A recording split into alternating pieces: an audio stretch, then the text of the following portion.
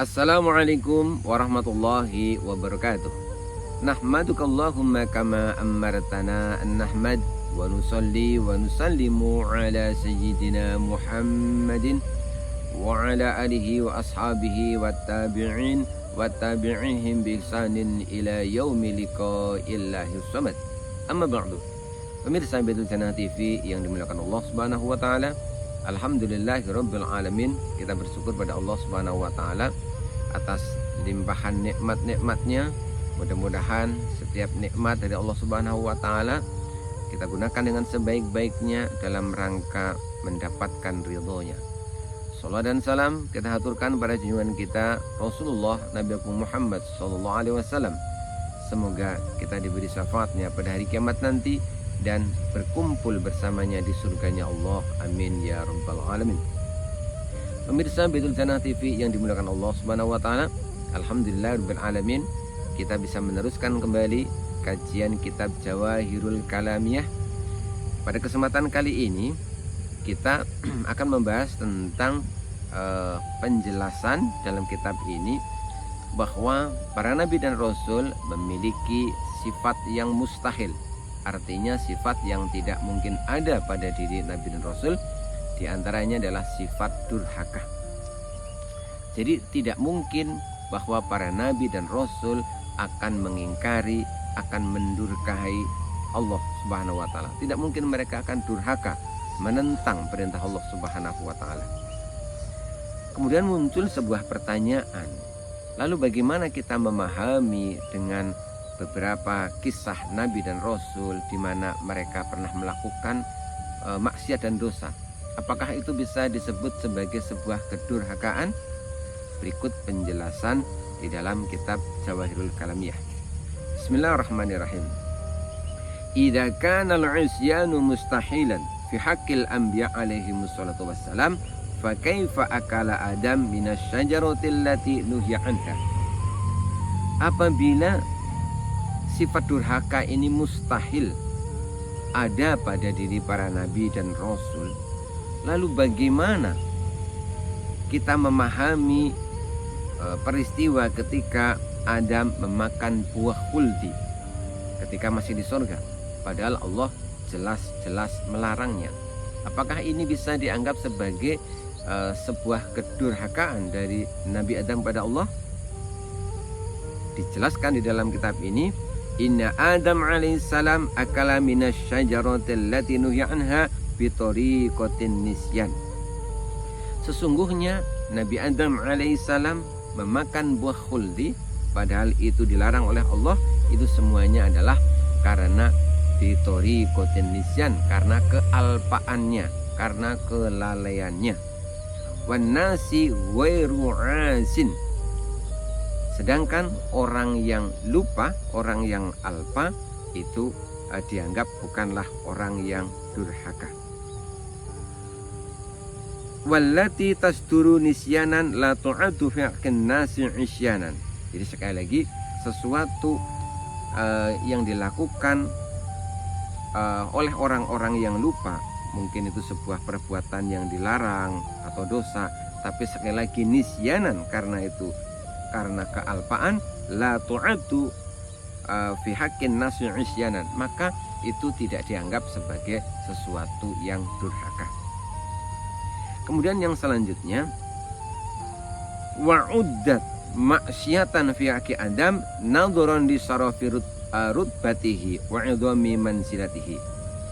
Adapun kesalahan yang dilakukan oleh Nabi Adam ketika memakan buah khuldi itu dianggap sebagai sebuah maksiat, sebagai sesuatu yang seakan-akan itu durhaka, menentang perintah Allah.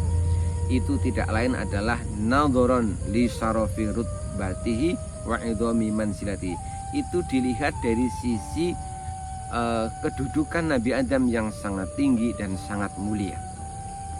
Wal khata'us shahir yusta'dhamu minal kabir.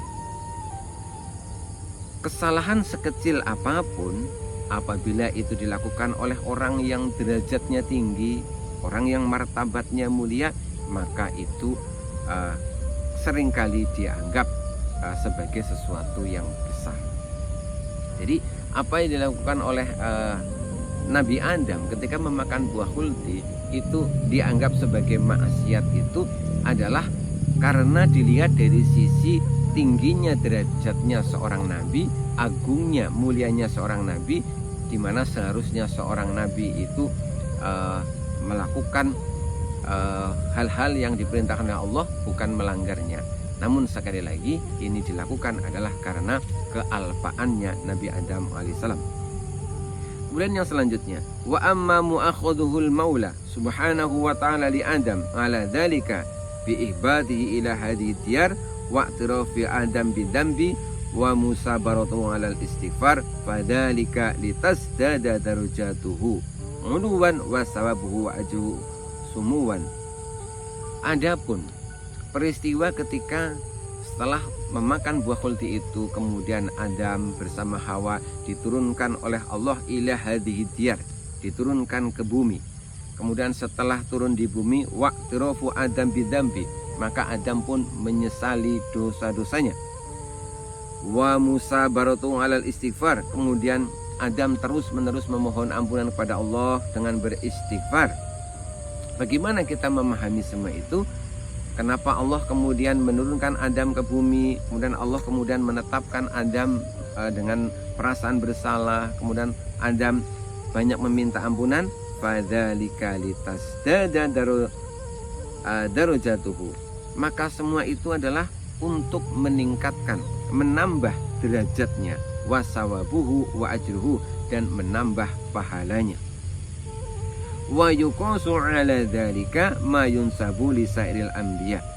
Begitupun juga kesalahan-kesalahan yang dilakukan oleh para nabi dan rasul yang lain, semuanya itu disamakan, dikiaskan dengan apa yang dialami oleh Nabi Adam alaihi salam.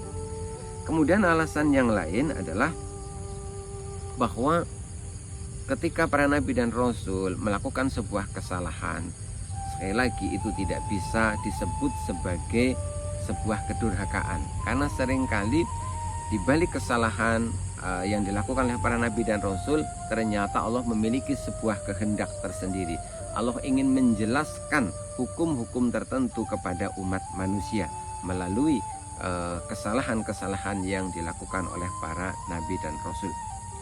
Jadi sekali lagi, kesalahan mereka dipandang sebagai sebuah dosa atau maksiat itu bukan karena durhaka, tapi karena kealpaannya, dan itu lebih dari dipandang dari sisi tingginya derajat para nabi dan rasul.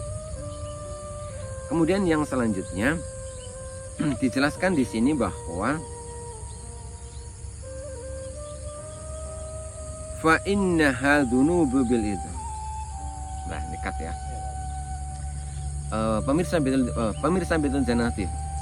Pemirsa Betul Jannah TV yang dimuliakan Allah Subhanahu wa taala. Kesimpulannya bahwa para nabi dan rasul mustahil, tidak mungkin mereka memiliki sifat, di antaranya adalah durhaka kepada Allah Subhanahu wa taala. Adapun kesalahan-kesalahan atau maksiat yang dilakukan oleh para nabi dan rasul itu terjadi karena kealpaannya, karena lupanya mereka, untuk menunjukkan sisi basariahnya, bahwa mereka adalah manusia biasa yang juga tidak terlepas dari sifat lupa. Kesalahan-kesalahan itu ada kalanya dipandang sebagai sebuah maksiat hanya karena derajat mereka, martabat mereka yang begitu agung dan begitu tinggi. Jadi sebagai orang yang beriman, kita tidak boleh sedikit pun berpikir bahwa kesalahan yang pernah dilakukan oleh para nabi dan rasul itu mengurangi derajat mereka. Tidak sama sekali. Para nabi dan rasul tetaplah manusia-manusia istimewa, manusia-manusia yang agung yang telah dipilih oleh Allah Subhanahu wa taala. Mudah-mudahan pembahasan kita kali ini makin menebalkan tauhid kita, menebalkan keimanan kita pada Allah Subhanahu wa taala. Insya Allah kita akan lanjutkan kembali pada pembahasan-pembahasan yang lain. Bila taufiq wal hidayah, waridho wal inayah. Wassalamualaikum warahmatullahi wabarakatuh.